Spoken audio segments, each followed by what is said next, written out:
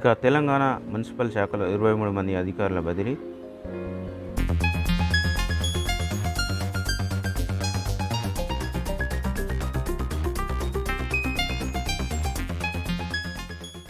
ఏపీలో పలువురు డిఎస్పీలు బదిలీ.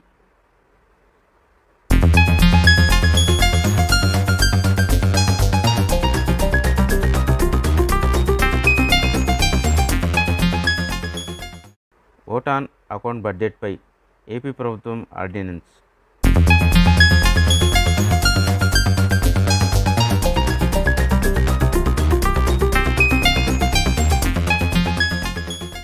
శ్రీశైలం జలాశయం 10 గేట్లు ఎత్తి నీరు విడుదల.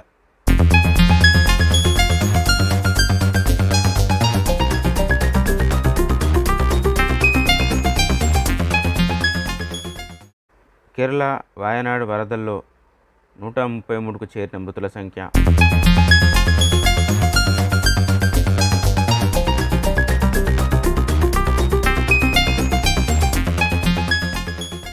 భారత్లో 3 రోజుల పాటు వియత్నాం ప్రధాని పర్యటన.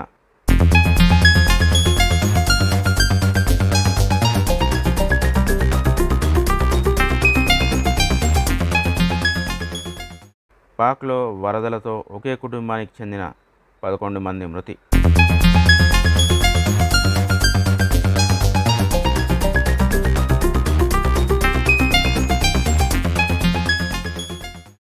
నికోలాస్ ఎన్నికను వ్యతిరేకిస్తూ వెనెజులాలో ఆందోళన.